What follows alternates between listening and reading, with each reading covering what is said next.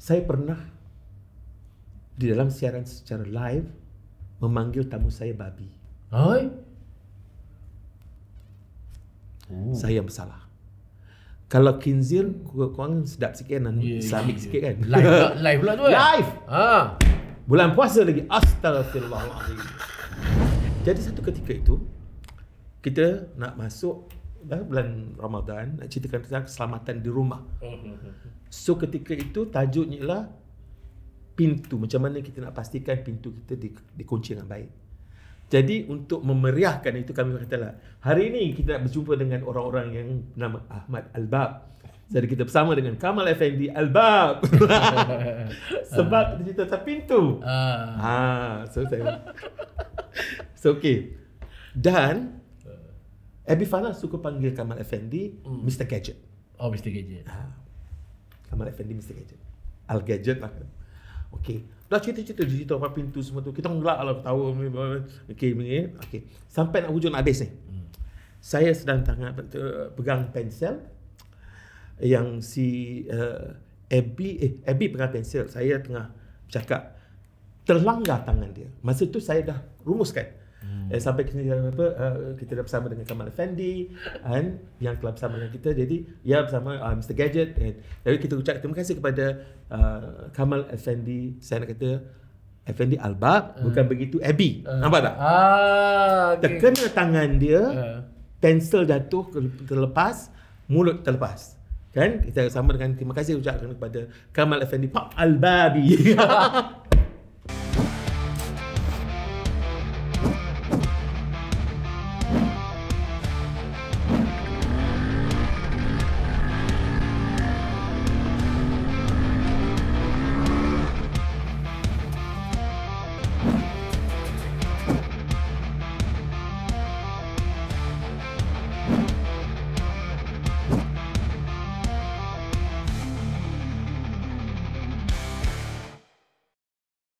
Bismillahirrahmanirrahim. Assalamualaikum warahmatullahi wabarakatuh. Buat para penonton Esro Awani dan para penonton Tanah Berdaulat TV.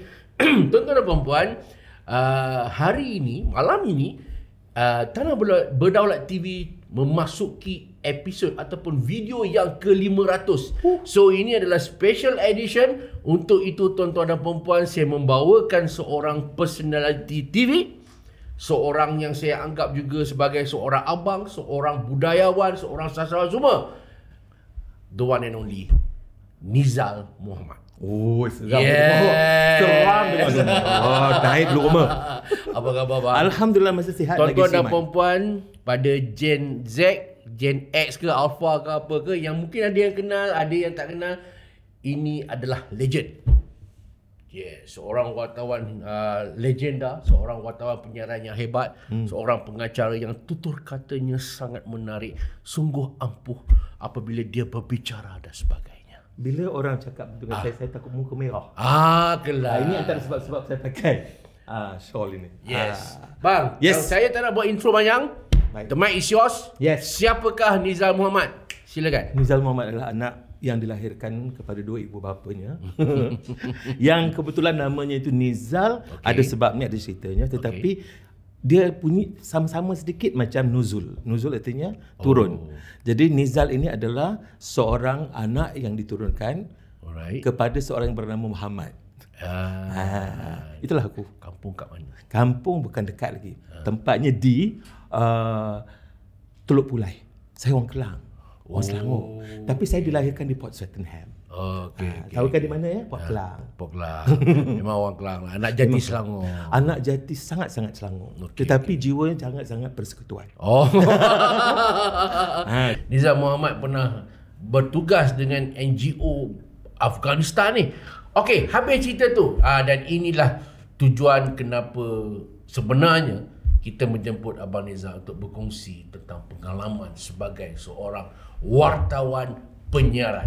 Baik, Abang Nizal, all yours. Asalnya begini, saya sebenarnya tidak pernah memohon, tidak pernah meminta.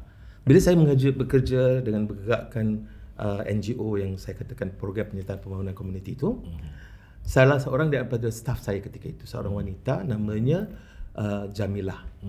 Tapi kami panggil Jamie. Biasalah kan. Jamie ini dia datang pada saya. Dia salah seorang antara staff yang paling prolific. Dia seorang penulis juga, tapi dia punya latar belakangnya zoologi. Dia mengkaji tentang binatang, tapi perangai langsung tak sama dengan binatang lah. Ya. Jadi dia mohon, bang, saya nak kerja dengan media, boleh tak? Dia minta izin. Kenapa kau minta izin pada saya? Kata, tak adalah, saya sangat suka kerja ni dah, tapi saya nak mencuburi satu bidang yang saya berminat. Kau ni zoologi tau kan? Macam mana boleh minat wartawan? Memang hati saya memang kepada wartawan dah dulu, cuma tak pasal saya suka menulis, kata dia. Baiklah, kalau you serious, okay, saya pun tulis surat sokongan dalam bahasa Inggeris padat. Padat tu maksudnya dengan English, Queen's English, you know? Queen's English, yes. Sebab itu memang kerja saya banyak dulu dalam bahasa Inggeris. Hantar, bagi pada dia. Dia memohon, dia dapat. Dia dapat jadi wartawan. Dia wartawan di TV3. Sebagai wartawan di MHI. Oh, okey. Di situlah hubungan saya dengan TV3 dan MHI itu menjadi ataupun terjadi perbuatan yang tidak disangka. So bila dia dah masuk kat situ, dia selalu ada telefon saya, mintakan pandangan-pandangan editorial lah. Okey, saya bagi. Tak ada langsung terniat apa, saya kata bagus kau buat kerja ni, bagus. So sudah dia bekerja sana dalam 2-3 bulan. Tiba-tiba satu hari dia telefon saya. Panggil saya pukul 6 pagi. Wanita memanggil pukul 6 pagi. Isteri saya mengangkat. OMG. Tapi isteri saya kenal dia kan. Dia kata, bang, ini Jamie call ni. Dia call apa hal pagi. Tak pernah budak ni telefon aku pagi. So telefon cakap saya, Abang Nizal, ni nak tanya, Abang Nizal free tak hari ni pukul 11 pagi? Kenapa? Adalah. Kenapa? Saya tak boleh orang tak akan cerita ya. Saya kata, oh ini nak minta Abang Nizal datang TV3 lah. Buat apa? Tak ada, saja je. Jamie, aku tahu keperangan kau ni. Kau mesti ada sebab ni. I know something up your sleeve. Apa dia? Dan tak, saya cadangkan Abang Nizal jadi pengacara MHI. Saya terus jawab, balas ya, kau gila? Yalah. Sebab ketika itu saya sejak dulu lagi saya ada satu macam rasa reserve ya dengan dunia media. Sebab saya pernah kerja dengan dunia media. Saya dapati kadang-kadang dalam dunia media ini, tak semua media ya, dia nampak menceritakan sesuatu tetapi dia tidak menceritakan sepenuhnya. Dia banyak rahsia daripada penceritaan sebenarnya. Ataupun dia terlalu meluahkan sampai kepada mereka yang tidak ada batas. Atau dia banyak bersilat menyampaikan cerita yang tak cukup masak. So jadi saya merasakan penuh dengan keraguan bila datang satu cerita-cerita daripada media ini. Jadi saya tak mau bekerja dengan media.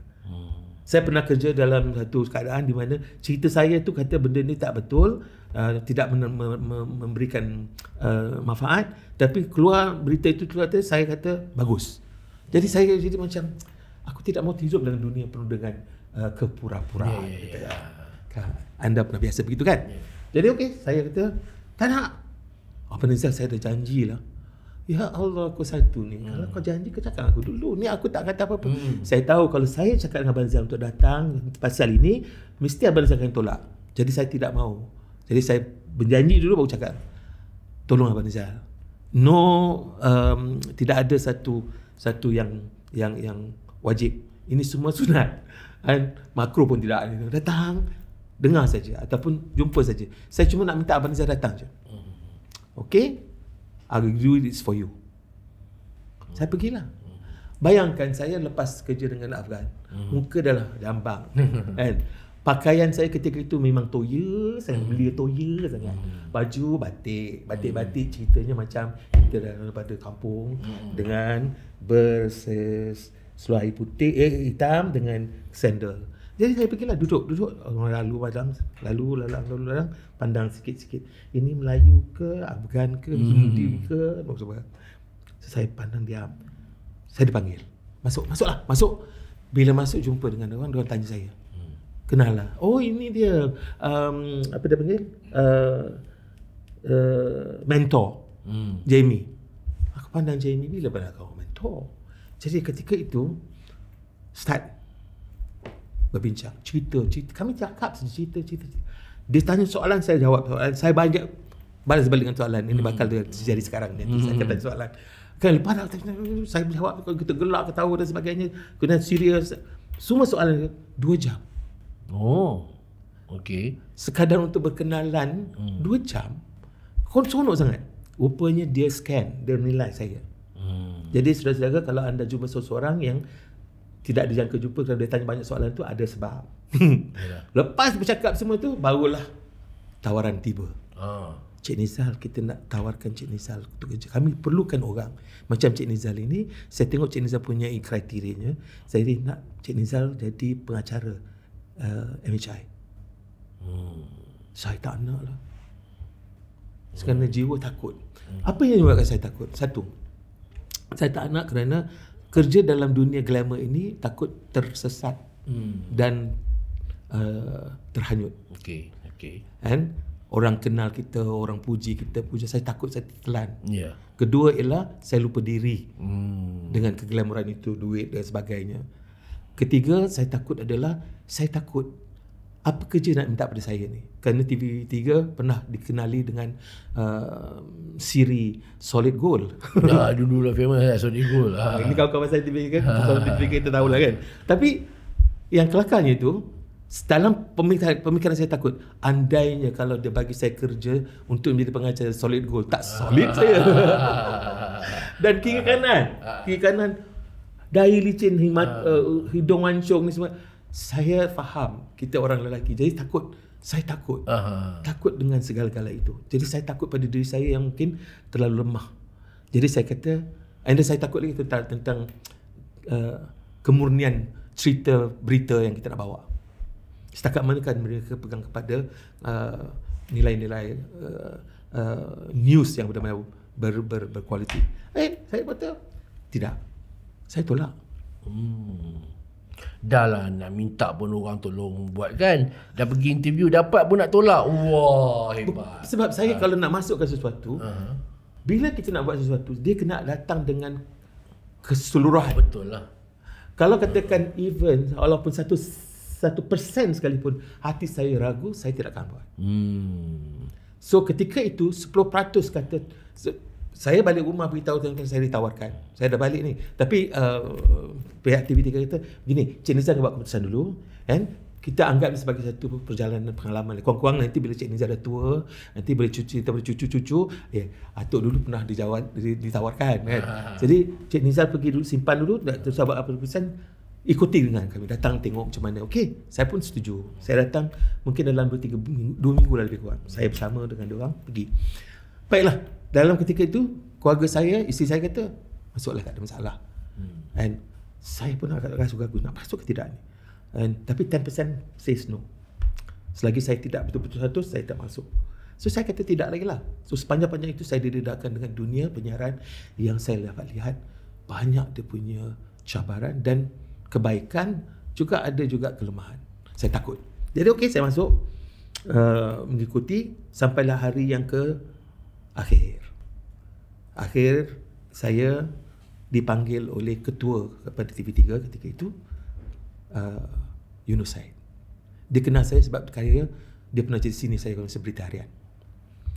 Saya pun terkejut dia ada. Dia panggil saya, dia cakap dengan Jamie, so panggil saya pun ikuti, jumpa. Dia perkenalkan pada ketua-ketua jabatan dia. Dia masuk dalam bilik, dia kata, Zal, I know you kerja dengan komuniti. Betul. Berapa ramai datang program ni? Ada 210 orang. Saya kata, ada kala tak ada santung, orang pun datang. Okey. Kata dia, I nak you kerja dengan kami. Kerjanya ialah untuk buat apa yang you buat sekarang ni. Bangkitkan semangat, motivasikan orang, inspirasikan orang. Ini dalam kerja-kerja komuniti you buat ni. Sama juga, cumanya platformnya adalah MHI melalui platform TV3 melalui MHI. Jadi you bukan bercakap pada 20 orang, 200 orang, you bercakap dengan seluruh Malaysia dan melantasi sempadan. Jadi give the best message you can. Bangkitkanlah semangat orang-orang kita ini. bagikan mereka keyakinan. So begitu saya naik semangat. Kan, nanti bukan hanya 1-2, seluruh orang tegur. Tiba-tiba hilang 10%. You're talking my language. I want to do something that has value. Saya mahu membuat sesuatu yang ada nilai kepada orang. So saya buat. Saya kata setuju, yes. Terus jadilah saya sebagai pengacara TV3. Itulah ceritanya. Bang, nak masuk masa tu kira abang kosong kan? Memang orang kata dulu jadi wartawan cetak je. Kosong. Masa tu nama-nama besar seperti di TV3 kan siapa? Bang Haji Desa. Lagi Mahathir Lokman.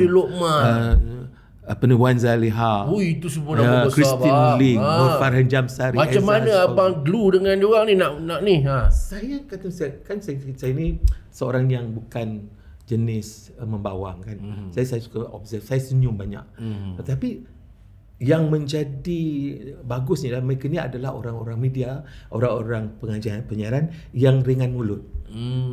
Dia tegur saya, dia tegur saya pun berjawab begitu gini, dan semua ingat saya ni budak. Muka muda barangkali. Abang masih ingat lagi tak episod pertama abang on air? Pengalaman pertama. Memang pengalaman yang sangat menderitakan saya. Alamak.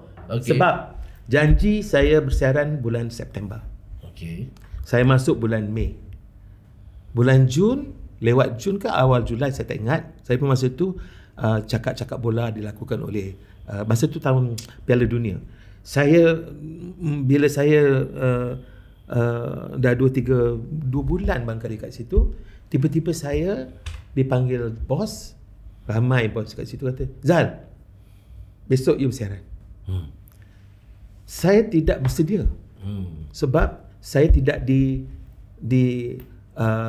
ranumkan dengan pendekatan kefahaman, kebiasaan sebagai seorang pengacara secara istilah bahasa Arab lah. Bahasa Melayu kita tuntas, secara mantap.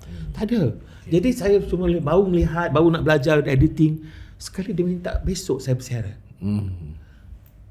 Kalau bagi tahu saya seminggu, mungkin saya dapat sempat nak buat kajian, buat research kan. Besok-besok saya nak tanya orang, saya tak tahu apa nak tanya. Okey, tapi tidak. Dia kata besok bersedia.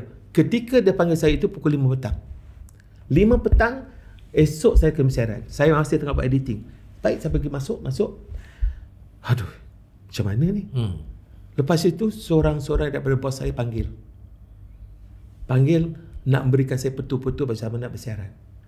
Sebab Nizal tak ada training. Masuk. Yang pertama kata, "Nizal, kau jadi macam kau, tak apa." Seorang lagi saya keluar, masuk lagi dia panggil pula, "Nizal, kau pendek, kau duduk." Seorang kata, "Nizal, engkau itu suka gelak, suka senyum, baik, jangan nampak gigi." Seorang dia kata, "Nizal, kau bangun tapi kau jangan berjalan." Jadi bertembung antara satu sama lain, dia bertembung. Maka saya pun telan, betul-betul orang dah ada pengalaman barangkali, saya pun buat kerja. Cari editing, buat siapkan 2-3 editing, siapkan juga tentang editorial untuk besok nak bertanya. Pergi. Kali yang tidak sedapnya, tengah-tengah buat itu, sibuk buat kerja buat gini, tiba-tiba ada orang ketuk pintu. Tempat editing kami, dia tidak ada tingkap. Jadi kita tak tahu siang ke malam ke hujan ke tidak ke. Jadi bila dia panggil kat situ, saya pun pergi, dia ketuk pintu, saya pun buka. "Zah, pukul 5 ni, siap. Kejap lagi nak bersiaran." Astagfirullahalazim. Itu yang banyak Maya. Dia susah mahu tengok macam mana, mahu apa buat. Terpaksa juga kan. Okey, saya tawakal ilallah. Lepas subuh semua ya, siap. Sudah siap depan kamera. 5 seconds, 4, 3, 2. Aku tak tahu apa aku nak cakap. First thing in my mind was jendela. Jendela ya. Over to you. Assalamualaikum warahmatullahi wabarakatuh. Salam sejahtera. Hidup ini seperti jendela. Daripada mula sampai akhir, jendela. Dah lah satu penyakit. Saya berdiri, teringat orang kata kau pendek. Saya duduk, saya kata kau kena bergerak aktif. Dah tengah duduk, saya senyum pula, saya tak tahu nak gelak ke nak ketawa. Jadi pertembung. Siapa masa first on air tu abang partner dengan siapa? Saya tak ada siapa-siapa. Solo? Masa itu dia orang buat pendekatan satu orang satu sesi. Oh, okey. Kita 4 jam. Okey. Satu sesi barangkali 2 jam atau 1 jam tengok keadaan. Ya. Jadi itulah. Selama 2 jam saya seorang. Boy. Daripada satu cerita sampai ke satu cerita, daripada cerita yang menggembirakan orang, bangun pagi-pagi dengan jendela-jendela, tiba-tiba masuk sedih. Kau kena tukar mood kepada sedih sebab jejak kasih. Oh, ya, jejak kasih. Ini kekuatan kita ni, pandai untuk menarik, memutarkan daripada kegembiraan itu kepada sayu. Ya. Lepas tu serius. Kalau tengok graf tu macam Ya Allah. Jadi satu yang saya sayang sangat MHI inilah dia mengajar saya untuk mengkondisikan saya bersegala keadaan. You must be ever ready. Kejap lagi tiba-tiba ada benda yang lebih serius. Saya menjadi lebih serius. Jadi benda begitulah. Jadi akhirnya saya bersiaran dan 3 bulan lepas itu saya jatuh sakit. Oh? Sakit? Derita mana? Wahai Saudara Syahril, saya nak tanya soalan. Ingat ya, saya buat wartawan kan. Apa perasaan anda apabila jiwa anda diganggu-gugat oleh sesuatu yang sangat menghantui dan akhirnya menyebabkan anda telan walaupun pahit tetapi deritanya kau tanggung sendiri? Macam? Selama 3 bulan aku menderita, wahai Syahril. Menderita kerana aku bukan aku. Di luar sana kawan-kawan, adik-adik saya yang pernah saya train semua tu, dia kata, bang, siapa tu bang? I cannot be me because bangun tengok orang ni kata duduk. Jadi saya tidak menjadi saya. Jatuhlah. Akhirnya saya kena tonsil berdarah. Oh, tonsil. Okey. Tuhan faham. Saya nak minta cuti tak pandai. Jadi Tuhan bagi saya cuti. Bila saya kena tonsil berdarah, saya diberikan cuti selama 2 minggu oleh doktor. Saya balik kampung, isteri saya di Teluk Intan. Duduk di sana, dilayan oleh ibu mertua. Saya pun buat tengah baring-baring tu fikir-fikir. I talk to myself, saya bercakap pada saya, Nizar, engkau datang tak? Engkau minta tak kerja? Tidak. Siapa nak? Dia orang nak kan? Ya, dia orang nak. Habis kenapa kau ikut cakap dia orang? Yelah, ini bukan dunia aku. Betul, tetapi dia nak engkau pasal engkau. Soalan ni. You just be you, that's it. Saya pun layan diri saya, okeylah. Saya berkat semangat. Saya bertanya kepada Tuhan, mohon bimbingan, panduan. Saya dapat ilham. Balik, sihat balik, bekerja dalam seminggu tu. Penerbit kata, okey Zal, kau nampak sihat ni, kau buat. So hari yang saya kena bersiaran, hati saya sudah tekad, aku tak nak dengar sesiapa, aku dengar diriku. Saya masuk saja. Kebetulan hari itu saya ni kosakata bahasa Inggeris saya lebih banyak daripada bahasa Melayu. Sebab saya banyak menulis dalam bahasa Inggeris. Jadi oleh kerana itu saya lebih cepat berbalas, berinteraksi dalam bahasa Inggeris lebih laju lagi daripada bahasa Melayu. Sebab bahasa Melayu ni dia kena jaga-jaga. Kan? Kita tak boleh kata korang. Dulu ya, zaman-zaman dulu korang tak boleh sebab ini bahasa dianggap sebagai kurang ajar bagi orang yang tua. Jadi sekarang aja boleh. Which is very wrong ya. Jadi benda-benda saya jaga bahasa saya hingga tak tahu apa nak cakap sebab terasa terlalu kawal bahasa itu. Kerana saya tak biasa lagi. Tak apa. Tapi macam kebetulan kaku sikit lah. Kaku sikit lah sebab awak kena berdisiplin kan. Jadi saya istilah bahasa Arabnya sami'na wa ata'na. Kami dengar dan kami taat. Saya tambah walau merana. Jadi saya merana. Okey, sekarang tak ada, dah masuk. Kebetulan hari yang saya bersiaran balik, saya kena bercakap bahasa Inggeris sebab tamu saya di Pulau Pinang secara VC, video call, conferencing, dia adalah orang daripada luar negara. Nama dia Chad, dari Chad. Seorang pelukis. Okey. Jadi ini menambahkan, tiba-tiba saya jadi semangat tu. Start je. Di sana susu, saya pun cakap bahasa Inggeris lah. Hello, I think I know this guy from just the visual I got.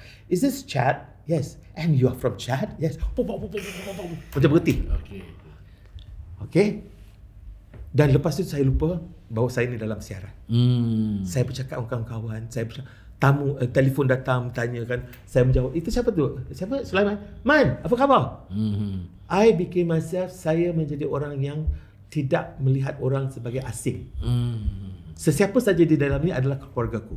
Sebab ini adalah rumahku dan kau adalah sahabatku, saudaraku. Saya menjadi begitu. Right? Akhirnya habis. Tiap-tiap hari lepas siaran ada postmortem. Adik, Syaril panggil bapak kau pula. Dia panggil. Sebab tiap-tiap kali itu saya menderita. Tiap-tiap hari 3 bulan saya mula-mula tu, tiap-tiap hari ujung-ujung dekat saya sakit tu, tegurannya tajam sampai kerusuk. Macam mana dia dah 3 bulan tak macam ni, tak bagus ni. Saya kena. Tapi selepas itu, ada hari itu jatuh. Adalah juga postmortem tiap-tiap hari. Masa postmortem lah. Tak. Saya menantilah saat-saat untuk dikutuk, dikeji dan sebagainya. Tiba-tiba penerbit dia, bos datang. Okey, nak tanya pandangan tentang pengacara gini. Penerbit, hari ni Nizal bagus lah. Bila dia cakap bagus, seorang-seorang kata bagus, dia tanya, siapa you belajar? Siapa ajar you? Saya kata semua orang mengajar saya. Padahal pada masa saya ialah mengajar saya untuk tidak membuat apa yang disuruh. Buat apa yang kita rasa, buat as natural as possible. Dan akhirnya there's no looking back after that. Saya menjadi orang yang katanya I am what I am. Berapa lama abang menjadi pengacara? 13 tahun. 13 tahun. Masa tu bekas Kabusiri MHI. Malaysia hari ini. So pelbagai partner lah. Yes. Antaranya ialah sudah tentu Nur Farin Jamsari, Christine Ling. Kemudian apabila siapa tu? Nur Amin pun ada ketika itu ya. Kemudian kita ada abang Hasbullah arwah Hasbullah Awang, arwah adindaku Aziz Desa. Kemudian Omar Abdullah, the next generation, Ahmad Nur sebagainya. Kemudian dibuka lagi kepada yang lain, termasuklah Marah Tuku Sabri. Kemudian dibuka benda baru ni. So sepanjang itu saya jumpa dengan ramai yang baru, yang lama, dan itu menceriakan dan mewarnakan hidup saya. Kita akan kembali selepas ini.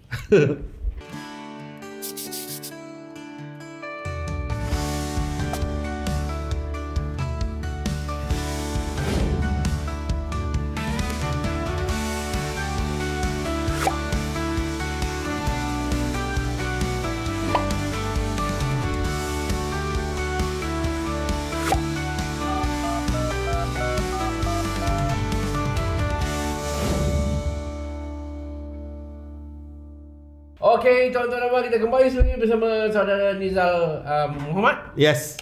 Tadi 15 minit pertama kita cerita pula macam mana abang boleh terjun ke dunia penyiaran dengan jadi pengacara. Tidak minta tapi datang. Tidak ku minta kan, tu jadi wartawan penyiaran dan sekarang bang wartawan penyiaran.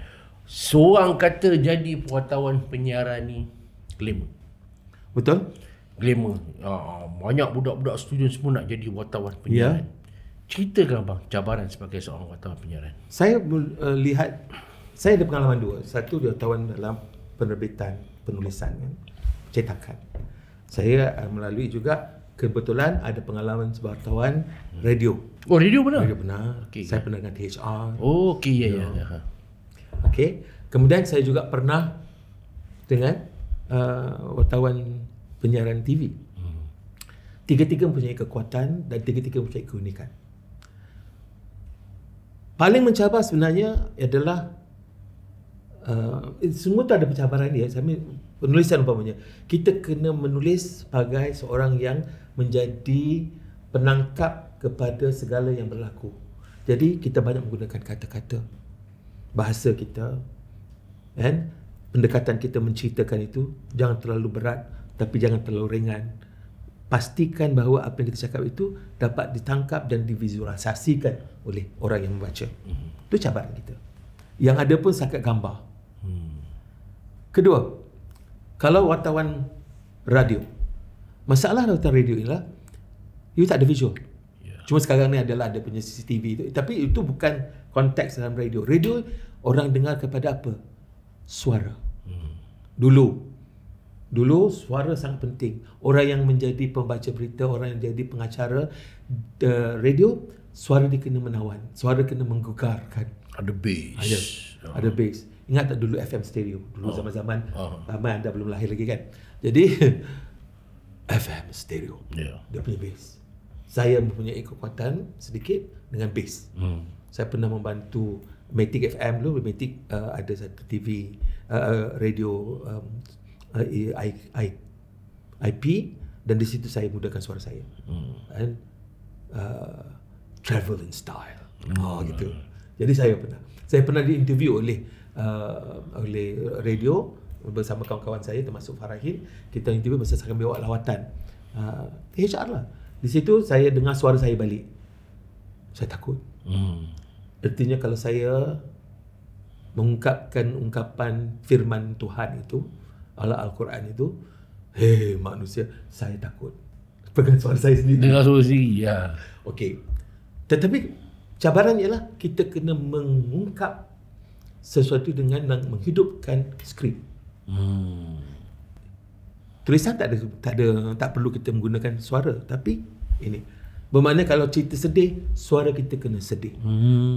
Serius kena serius. Jadi suara tu mainkan peranan yang sangat besar untuk memberi kesan kepada pendengar. Dan cabaran bagi TV. TV sebab cabaran besar sikit ni kerana dia kena tulisan kena ada, dia kena ada TV, that means visual, dia kena juga ada suara. Tiga semua masuk satu bakul. Dan kebetulan pula Tuhan mendidik saya, mendidikkan saya daripada penulisan kepada pendengaran dan sekarang visual. Akhirnya apa yang saya belajar tanpa saya sedar itu satu universiti, saya akhirnya dapat mengungkapkannya dalam bentuk TV. Okey. Itu cabarannya. Kita di dalam TV ini kita tak boleh menipu ya. Apatah lagi live. Ya. Oh kan Ini pun orang TV kan. Dia lupa saya kenal dia ni. Masa kita sama-sama dalam TV, dalam TV Al-Hijrah. Saya bukan bekerja dengan TV saya bantu TV Al-Hijrah. Kawan dalam TV Al-Hijrah. Apa yang kita takut ialah orang yang menjadi pengacara kita ini dia tidak membawa apa yang kita mahu di dalam memberi kesan kepada penonton. Katalah sekarang ni, cabaran bagi orang macam kami ya. Saya pernah berlaku ketika dulu bergaduh kerana orang yang patut bersama dengan saya dalam siaran tidak berbincang. Dia membiarkan saya tunggu daripada pagi sampai lewat malam pukul 3 pagi baru saya balik. Dia tak muncul-muncul nak membincangkan. Tetamu ke partner? Partner. Oh okey. Kalau tetamu tak kisah. Partner. Bermakna kita nak bersiaran ni, dia tak ada, dia tak jawab telefon, tak kata tak jadi sampai lewat pagi pukul 3 pagi. Saya tak balik kejap mandi datang. Hati mana tak bengkak. Kau biarkan aku terkontang-kanting, aku berjanji kau, aku pegang pada janjiku, tapi kau tidak. Jadi kemarahan tu ternyata ya. Tetapi dalam dunia penyiaran kami belajar macam mana nak letakkan ke tepi. Marah kita, benci kita, seronok, tak tahu pasal kita, sedih kita, letakkan tepi. Bagaimana kita nak membawa semangat itu, pendekatan yang professionally dalam keadaan begitu? Tak. Pagi dia pula datang lambat. Siap kau. Nak jadi cerita. Saya daripada pagi lagi semayang kat set. Sekali tiba-tiba dia datang 15 minit sebelum siaran. Ini dalam hukum tertib dalam penyiaran very unpatut. Minta maaf tiba bahasa ya. Memang tak patut, memang ini dianggap sebagai kurang adab. Kan kepada kawan-kawan yang menjaga audio akan rasa tak cukup sempat nak memberikan yang terbaik.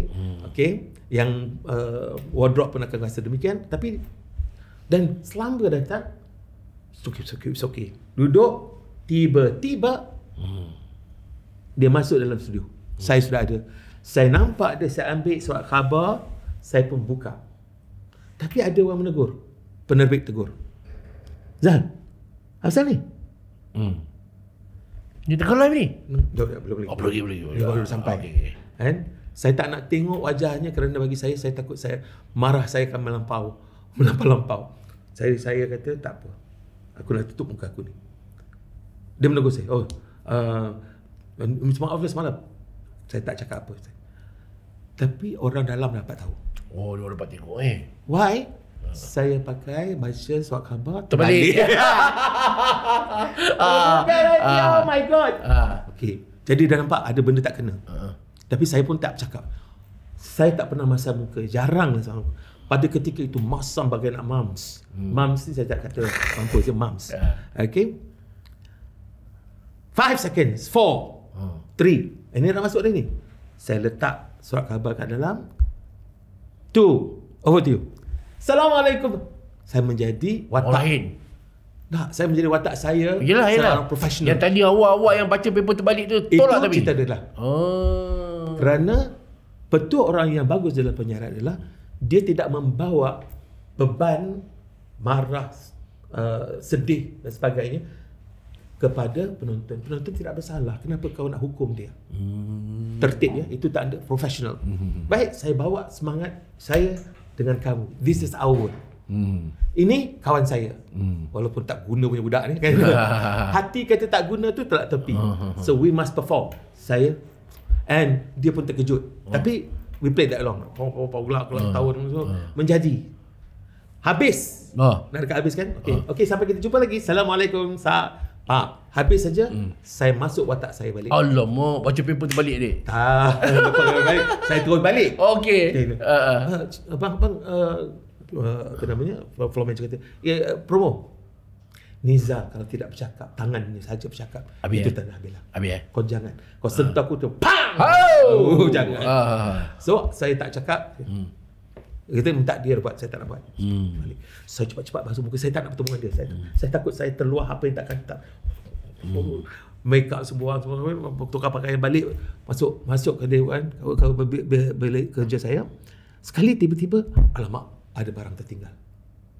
Kena pusing balik. Pusing balik, kebetulan saya masuk saja nak ambil barang itu, dia keluar daripada studio. Dia keluar, bang, maaflah semalam bang. Tanganku gerak. Wajah Hindustan tu. It's enough. Pas. Saya kalau saya marah, saya bercakap dalam bahasa Inggeris. Kerana bahasa Melayu saya takut kasar. Kan? Enough.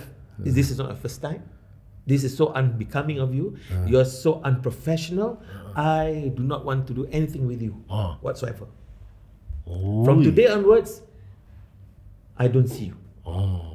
Rupa-rupanya sampai tak tersedar, saya menjadikan dia seperti Ka'ab bin Malik di boycott. Dia ada depan, saya tak nampak dia, saya nampak orang belakang. Sampai macam tu. Saya tak bercakap, saya tak menegur, saya tak kata apa sebab dia akan do you. Aku sanggup menanti engkau tidak menghormati aku. Tidak sekurang-kurangnya engkau nelefon ke, hantar message ke. Aku tunggu lama. Dan ini bukan kali yang pertama. Habis. Selama beberapa bulan saya tidak bertindak seperti seorang sahabat.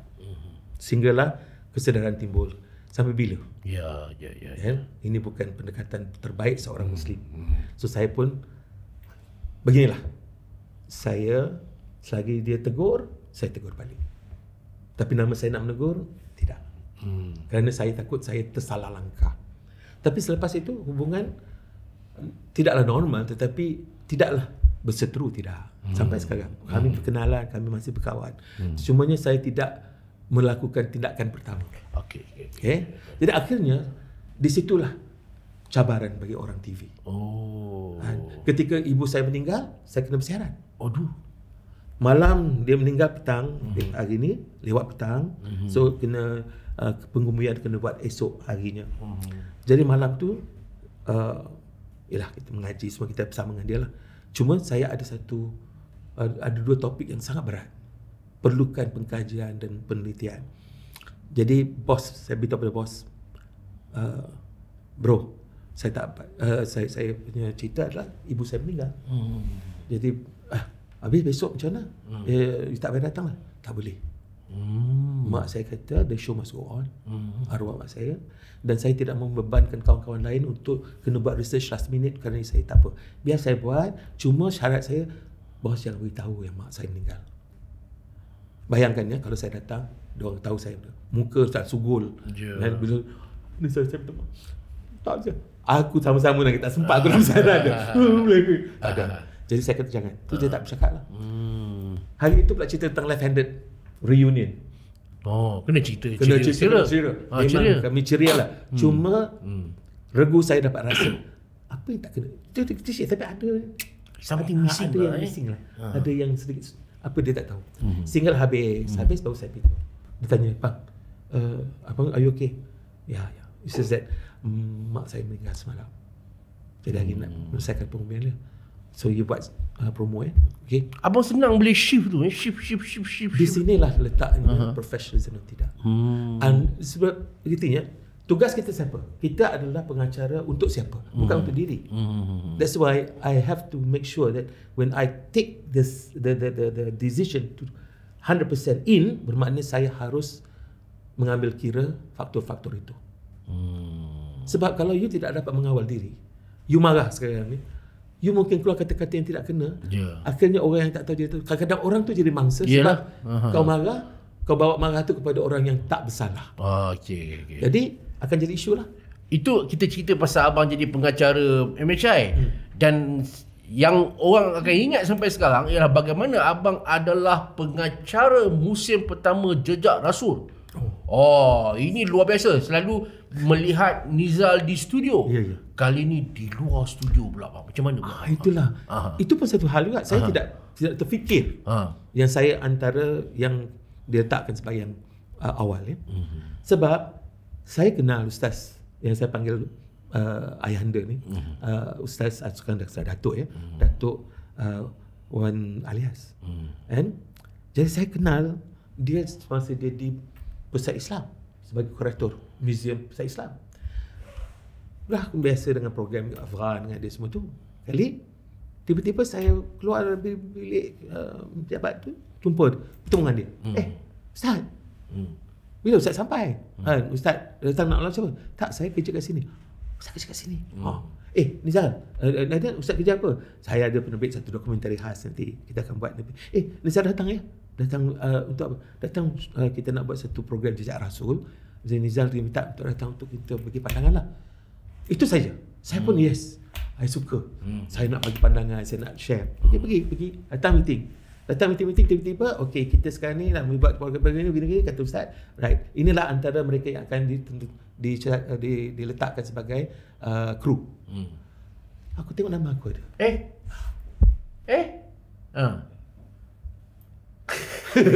Kata suka meetingnya. Rupa-rupanya nama saya dulu letak. Naik. Ingat ya, aku bukan orang daripada Yarmouk. Bukan background ni lah. Bukan Universiti Islam Antarabangsa gitu. Ustaz pun tidak. Kan? Malahan tak rupa ustaz pun. Tapi dipanggil. Baik. Bila itu saya tanya Ustaz, macam mana boleh pilih saya? Itu jangan tanya. Ini semua ketentuan Tuhan. Itu yang saya belajar banyak tu. Segalanya ketentuan Tuhan. Betul. Tapi banyak keseluruhan Tuhan bagi pada saya pengalaman Jejak Rasul itu yang tidak ada saya dapat rasakan di mana-mana. Dan ini yang pertama. Bermakna dia akan menjadi pencetus kepada gerakan penjejakan Rasul selepas itu. Tapi oleh kerana yang pertama, dia menjadi satu pendekatan yang kita harus bawa. Sebab selama ini kamilah di dalam TV3 merasakan bahawa program dokumentari agama itu biasanya poyo. Orang tak tengok sangat. Lagu pun lagu latar belakang, lagu Padang Pasirun. Wah, Padang Pasirun yang menyebabkan orang tidak merasa dekat. Jadi soalan kami adalah bagaimana kita nak menjadikan satu program agama menjadi satu program yang dinanti-nantikan. Yes, betul. Jadi bila kami dapat konsep, kerjanya adalah travelog. Jadi saya masuk diri saya sebagai aku mewakili kamu wahai penonton-penonton sekalian. Dan lihatlah apa yang ku lalui ini, kerana itulah yang kamu lalui.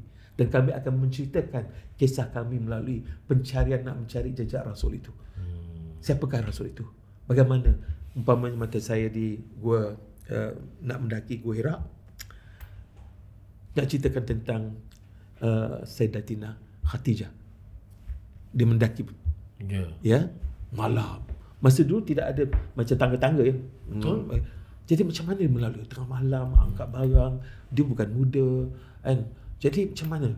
Tengah-tengah saya cakap itu, tiba-tiba ada seorang wanita, saya rasa orang Bangladesh, Dia naik kat situ. Saya tengah cakap tentang Khadijah ni. Tiba-tiba dia naik kat situ. Dia berdoa. Captured. Saya menjanjikan pada anda semua bahawa segala-galanya itu berlaku atas perancangan Tuhan. Sungguh. Tak ada plan shot Tak pun ada. tak ada. Tak ada. Kalau plan pun dia tak menjadi. Ya. Satu part ini pula, saya ada dua. Saya pergi pertama ikut dengan Ustaz pergi ke Egypt, Turki dan Jordan. Itu saya dengan kru Ustaz. Saya bukan sebagai penerbit ke tidak, saya bukan sebagai director pengarah, tidak. Saya sebagai wartawan saja. Okay, dan pengacara. Apabila saya balik, bos kata, kita satu ada problem ni. Kita tidak cover Saudi Arabia. Ini penting. Itulah orang kata dia punya main dia Betul, kan. betul. Nizar, you tak payah buat skrip. Kita dah ada Researcher. kita ada penerbit dia, Okay. pengarah dia. Dia akan buat. You pergi. Saya kena take the lead.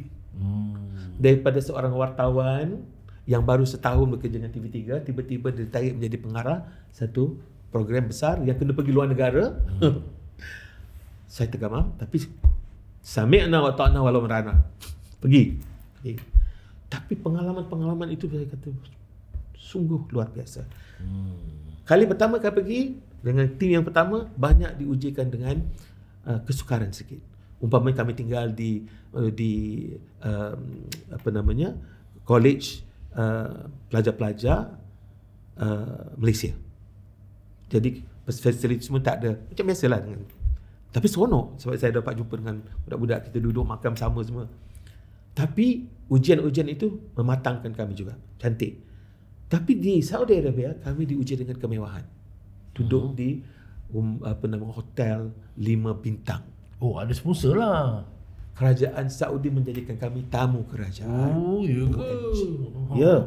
Jadi kita diuji. Dan saya takut. Kerana di dalam pengalaman pertama, kita takut mulut kawan-kawan kita ini kadang-kadang kerana keseronokan, kadang-kadang dia membawa padah juga. Dan sebab kita kalau pergi ke mana-mana, mulut itu kena dijagalah. Cakap siang pandang-pandang, kan? Cakap malam tengok-tengok. Okay.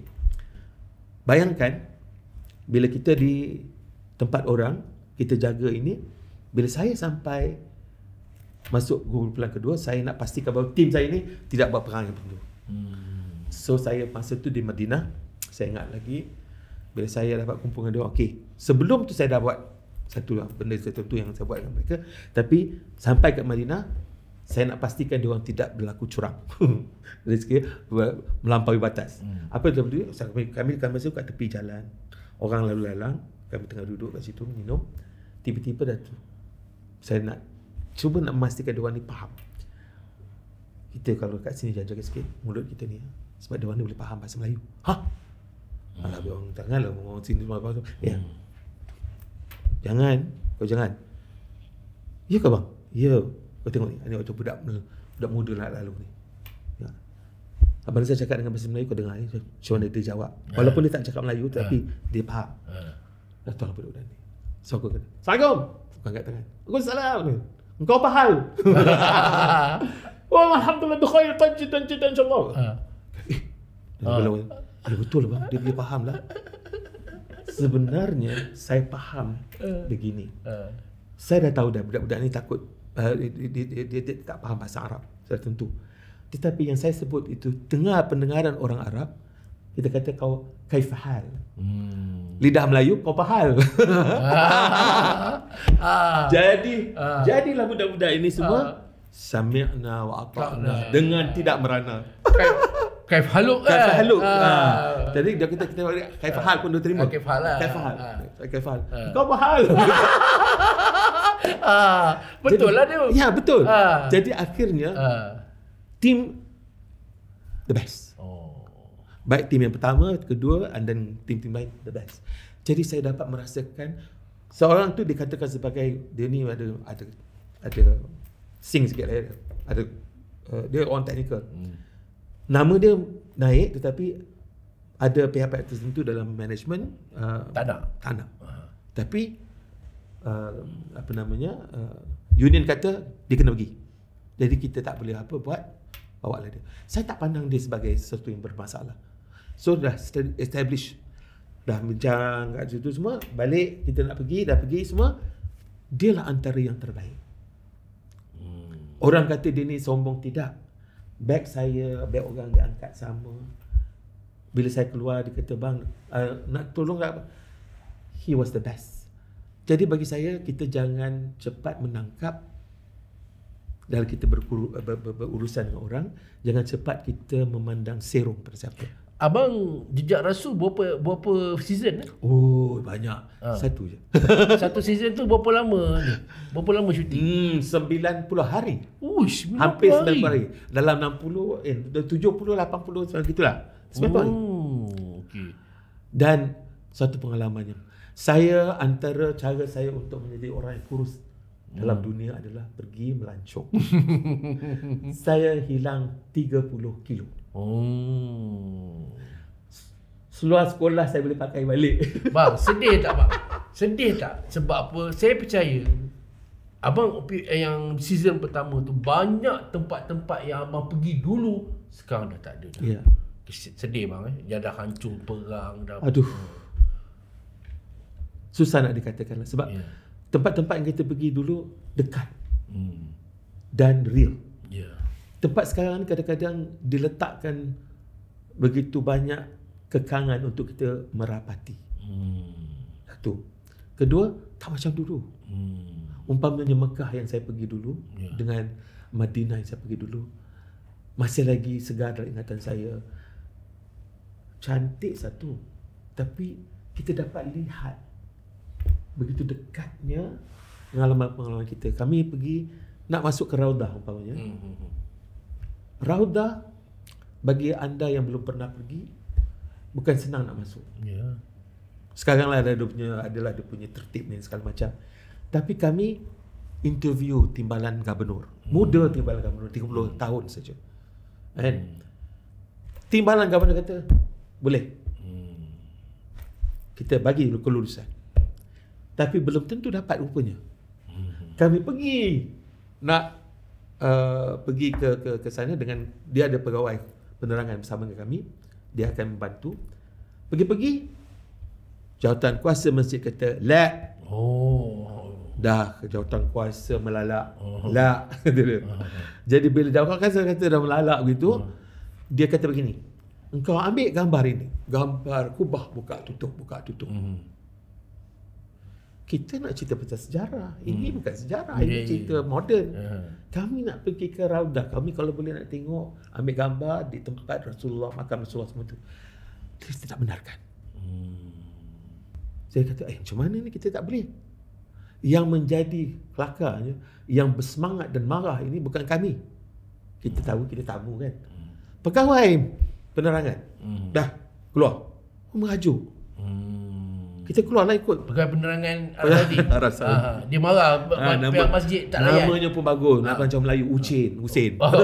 Okey. Saya masuk. Dia malu lah kat kita. Let's go. Kita keluar. Jadi jawatan kuasa masjid tu, pasal apa orang nak balik? Kata nak ambil gambar. Tak payah. Orang balik. Pergi balik. Dia telefon timbalan gubernur. Kata timbalan gubernur, dia kata timbalan gubernur, puak-puak ni nak ambil gambar tapi jawatan kuasa masjid tak bagi. Timbalan gubernur kata, okey, cakap dengan dia orang, kita uruskan, jangan risau. Jadi dalam sehari lepas itu kami dapat pergi.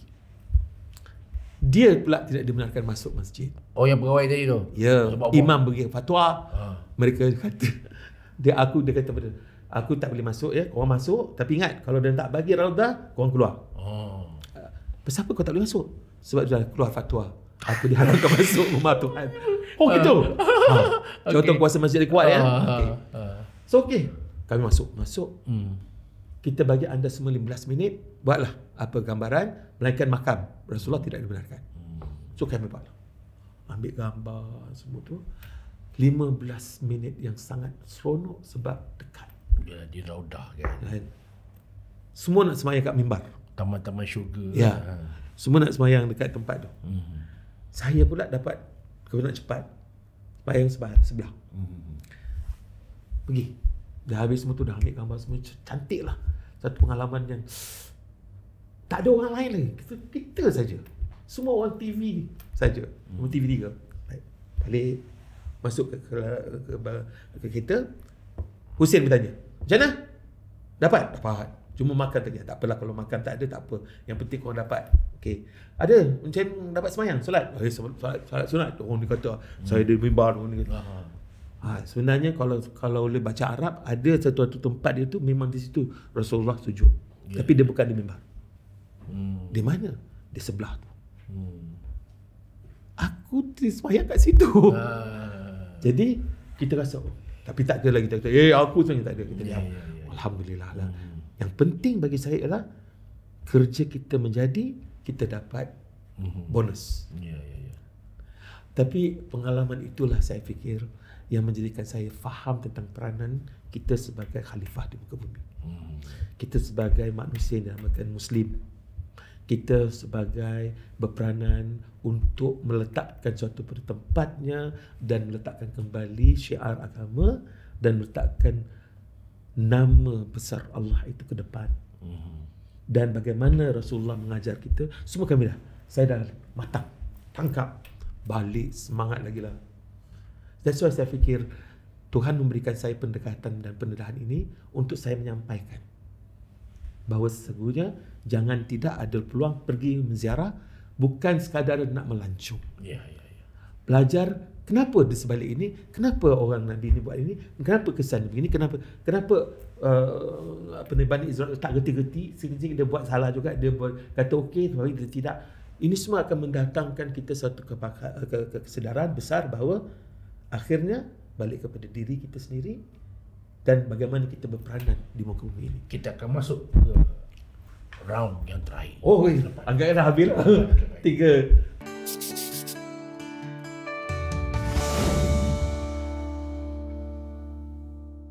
Baik, kita kembali sekali lagi bersama Abang Nizam Muhammad dalam last round kita. Kita nak tahu sebagai wartawan ni, terutama wartawan penyiaran berpuluh tahun ni bang, dah tentulah ada pengalaman. Kalau kita nak cerita pengalaman dari E sampai Z, esok pun tak habis. Tapi sudah tentu ada 1-2 momen yang abang tak dapat lupa lah. Silakan. Baik, saya sebenarnya terlalu banyak yang tak boleh dilupakan. Termasuklah cerita tentang Kau Pahal. Banyak ceritanya yang baik dan yang buruknya. Tapi yang buruk tu kurang sangat. Cuma perbuatan-perbuatan yang nak kata apa ya, saya terlalu banyak sehingga kan saya tak tahu mana satu yang terbaik atau yang boleh saya ceritakan ini melampaui semua. Semua saya fikir adalah sisi-sisi yang momen yang penting atau yang menarik bagi saya. Tapi katalah kesalahan di dalam siaran, saya pernah di dalam siaran secara live memanggil tamu saya babi. Saya yang bersalah. Kalau khinzir, korang sedap sikit kan, Islamik sikit kan. Live pula tu kan? Live! Bulan puasa lagi. Astagfirullahaladzim. Macam mana tu bang? Siapakah orang gerangannya yang saya panggil khinzir dalam bahasa Melayu? Dia adalah Kamal Effendi. Sebab dia datang sebagai mewakili Yayasan Anti Jenayah. Jadi lekatlah jenayah ni, kita fikir tak ada perangai melainkan bab 1. Tapi tidak berniat. Ceritanya bila saya bergandingan dengan Abi Fana. Abi Fana. Dia punya gandingannya menggegar tiang arash. Dia punya dinamik itu, ya Allah, Tuhan saja yang tahu. Dia ni suka giggle. Dan dia kalau bercakap tangannya lebih laju daripada mulut. Dan itu saya jemput ke sana. Jadi kadang-kadang menjadikan saya ketawa. Kan? Jadi satu ketika itu kita nak masuk bulan Ramadan, nak ceritakan tentang keselamatan di rumah. So ketika itu tajuknya ialah pintu. Macam mana kita nak pastikan pintu kita dikunci dengan baik. Jadi untuk memeriahkan itu, kami katalah, hari ini kita nak berjumpa dengan orang-orang yang nama Ahmad Al-Bab. Jadi kita bersama dengan Kamal Effendi Al-Bab. Sebab kita cerita tentang pintu. So okey. Dan Abby Fana suka panggil Kamal Effendi Mr. Gadget. Oh, Mr. Gadget. Kamal Effendi Mr. Gadget. Al-Gadget lah. Okey. Dah cerita-cerita apa pintu semua tu. Kita ngelak lah tahu. Okey. Sampai nak hujung habis ni. Saya sedang pegang pensel yang si Abby pegang pensel. Saya tengah cakap terlanggar tangan dia. Masa tu saya dah rumuskan. Sampai kita dah bersama dengan Kamal Effendi yang telah bersama dengan kita. Jadi bersama Mr. Gadget. Jadi kita ucap terima kasih kepada Kamal Effendi. Saya nak kata Effendi Albab, bukan begitu Abby. Nampak tak? Okay. Terkena tangan dia, pensel jatuh terlepas, mulut terlepas. Kan? Kita sama dengan terima kasih ucapkan kepada Kamal Effendi Pak Albabi. Lepas tu saya terus tutup mulut. Astaghfirullahaladzim. Tak ada kata asal. Tak berniat je kita. Kita semua gelak. Yang paling gelaknya Abby Fano. Dan Abby Fano dia tak apa. Selamba je. Biasa-biasa. Kamu InsyaAllah dia sihat. Jadi itu pengalaman yang saya fikir saya tidak menjangkakan lah. Bahawa ada ketikanya kita melakukan kesalahan tanpa sedar atau tidak berniat. Tapi satu yang pengalaman saya dengan TV ialah Nizal kalau melakukan satu kesalahan, istilah yang bukan diiktiraf dalam bahasa pusaka, dia ampunable. Sebabnya perangai. Satu di antara perkara yang kita ambil kira dalam pengacaraan TV adalah watak kita itu kalau betul-betul kita jadikan sebagai watak yang teras, yang kita tak pernah berpura-pura dan kita adalah kita. Dan kalau betul watak kita itu bersih ataupun watak kita itu terbuka dan bertindak seperti seorang sahabat. Sebab kami dalam siaran pagi-pagi itu kita macam mengetuk pintu. Mengajak menegur. Jadi orang dah nampak saya macam seorang sahabat. Kerana itu kalau saya pergi mana-mana, orang tak layan saya macam personality. Tak ada. Orang layan macam kawan. Dan saya suka tu. Saya sangat suka tu. Satu ketika saya berada di membuat siaran langsung di lintas langsung di depan Daya Bumi ketika menyambut Maulud Nabi. Saya tengah test line. Pagi sebelum masuk lagi siaran, saya test line. 1, 2, 3, 1 dia nak tengok sinkronisasi between antara mulut saya dengan penerimaan penonton. Dengan saya buat itu, tiba-tiba ada rasa orang pukul saya kuat. Orang Perak pasal apa? Bunyi macam Perak. Sini koma ya. Dia pukul saya tak ingat dunia. Sakit saja Tuhan saja yang tahu. Tapi kami diajar dalam pendidikan penyiaran ini, apa jadi sekalipun ikut rasmi itik. Itik macam mana sekalipun dia cantik, berenang walaupun kaki bergerak. Dan dia biasa kona tetapi tak pernah baring. Yang biasa rempit, kona baring. Tapi itik tak. Jadi you kena maintain ya. Jadi dia belakang saya. Kameraman pun terkejut. Saya kata, saya pusing-pusing. Satu kumpulan manusia dari Perak pakai serba lengkap baju Melayu putih, samping putih, menegur saya sebab dia baru turun daripada bas. Saya tak nampak. Peminat. Dia tak anggap saya ni macam Cik Nizal, tak ada. Dia anggap macam tak ada kemara. Bersalamlah kami. Dan kata cerita orang macam tu. Baguslah Cik Nizal. Tapi tak apa, kami dah kerja ni. Nanti kita jumpa balik ya. Baik. Dia pergi. Kameraman tu, siapa Zal? Entah. Tetapi di situ saya dapat kesan banyak kali lah bahawa orang tidak melihat kita sebagai the have ke dan kau bintang sejuta bintang, tak ada. Influencer ke? Tak ada. Dia anggap sebagai kawan. Yang itulah merupakan satu anugerah yang Tuhan bagi pada saya yang saya tak dapat lupakan kerana orang menganggap saya sebagai saudara, kenalan, kawan, sahabat, abang, adik, anak, semua. Bang, abang berpengalaman berpuluh tahun lah dalam ni kan. Abang sekarang melihat kemunculan presenter baru, pembaca baru, pengacara baru di media mungkin di media sosial lah ataupun di media tradisional dan sebagainya kan. Mungkin jauh di sudi hati abang, kenapa macam ni kenapa kau buat? Ada tak abang perasaan macam tu? Saya kurang menonton sekarang ni, tetapi saya bertemu dengan orang-orang yang menonton, yang pernah menonton kami sebelum ini dan melalui fasa perubahan. Terlalu ramai yang datang. Pasal apa? Tak boleh lah. Saya tengok sekarang punya komplain datang. Jadi akibat pada saya buat sedikit, saya suka menonton, bukan menonton, maksudnya buat penganalisaan lah. Saya tonton dalam program, saya tengok apa kelemahan, apa yang tak kenanya. Kami, masa kami bersiaran, kami tidak letakkan kami sebagai istilah apa ya, kita tak boleh perasan lah. Kan? Kita jangan perasan yang wah, aku personality. Tidak. Ini saya suka mengatakan bahawa TV3 mengajarkan begitulah. Kita jom heboh, you have to be ever ready to meet anybody at any time and at long hours. Bayangkan kalau saya dari sini nak pergi ke bilik awak tu, Syaril, makan masa lebih kurang dalam setengah jam. Ditahan orang. Panas terik macam pun. So diajar kita untuk human enough, kan? Sebagai seorang manusia, untuk kamu menghargai depa lah parking jauh nak jumpa dengan kamu. Saya pernah tengok orang tua bersusun nak ambil gambar dengan saya, tetapi akhirnya dah datang, dia tak bawa kamera.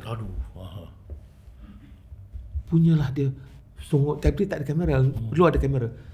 Saya minta tolong budak belakang tu, tolong ambil kan, nanti bagi pada pakcik ni. Saya tengok orang-orang seperti anak kecil berlari-lari. Mana maknya? Datang pada saya. Ini mana maknya? Mak dia datang tu cungak-cungak. Maknya mencari dia sebab mengikut dia, sebab dia mencari saya. Budak ni. Dia nak minta tanda tangan. Kemudian satu lagi, ada orang tua beroda ni, kesugul je. Sekali bila dah lalu, nampak saya, memang dia cari rupanya. Daripada sugul gitu kan, dia nampak. Dia bangun begitu, saya sangat rasa, wah, he's happy, she's happy. Okay, dia anak dia beritahu, oh Cik Nizal, mak saya tengah nak cari Cik Nizal, pun dapat jumpa. Okay. Oleh kerana itu, kita kena membawa pendekatan bahawa you add value to them. Kita membawa nilai kepada mereka, hargailah mereka. Saya jumpa dengan Syaril umpamanya. Memang saya pernah jumpa dengan dia di TV Al-Hijrah. Oh, dia orang kuat TV Al-Hijrah dulu. Saya yang pergi berhijrah kat sana buat kerja sementara. Pengalaman itu sama juga. Ya Abang Nizal, saya tak kenal Syaril ini, walaupun saya pernah satu kampung dengan dia di Universiti Islam Antarabangsa. Punya dia ni ada cara dia. Saya tak nak cerita je. Kalau sampai waktu nanti saya akan tuduh saya, kerja saya itulah untuk mencungkil segala rahsia.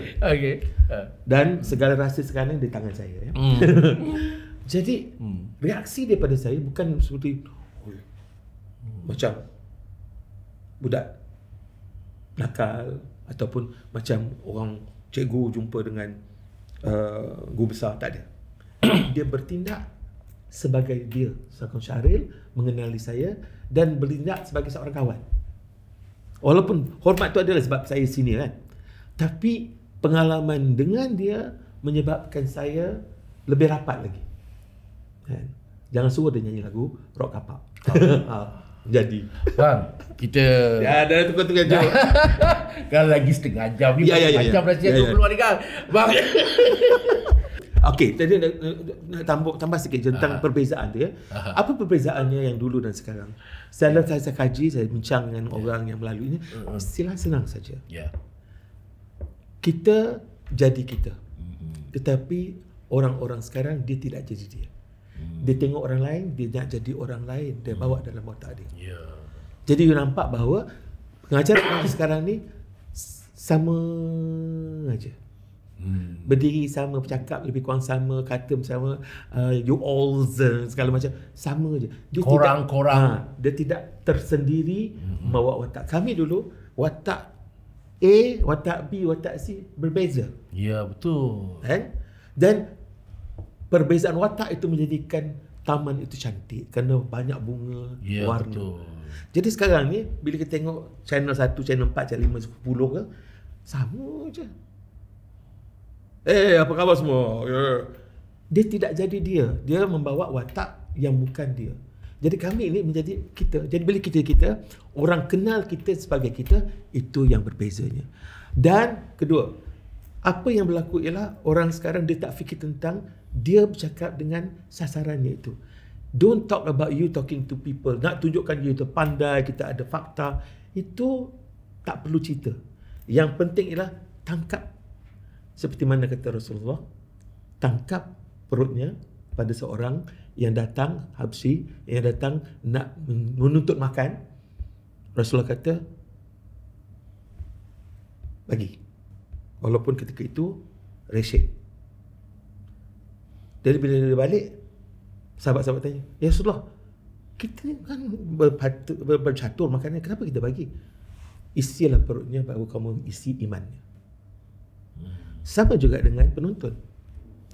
Dia mencari dia mencari kefahaman, dia mencari bimbingan, dia mencari sesuatu pada kita. Kita yang nak menyampaikan harus mengambil kira dia. Jadi sampaikan apa yang diperlukan dengan pendekatan yang terbaik untuk dia. Think of them. Jadi bahasa kita bahasa yang sesuai untuk dia. Okay? Kontennya kena sama sesuai untuk dia. Bercakap itu sebagai seorang kawan ataupun seorang sahabat, sebagai orang yang penyayang, yang sayang pada mereka yang menonton kita, maka watak kita akan menjadi sangat berbeza dibandingkan dengan I want to tell you because I know. You don't know. Ya. Itu tak boleh. Bang, soalan terakhir lah bang. Oh, Dah sebab nak list. nanti dah habis dah. 6-7 kali terakhir dah ni. Okey. Ramai orang tanya, Abang Nizal ni buat apa sekarang? Ada kata pernah tengok Abang Nizal jadi pengacara majlis perkahwinan, ada kata pernah jadi pengacara di majlis international conference sana sini apa semua kan. Kami teringinlah nak mendapat khidmat Abang Nizal. Silakan bang. Oi, Macam mana cara itu? hai, susah nak jawab tu kerana saya tak pandai promote diri. Okey. Macam mana saya nak kata? Tanya. Tak. Abang buat apa sekarang? Saya buat senang saja, saya buat dek. Buat dek je. Buat dek yang masyhur.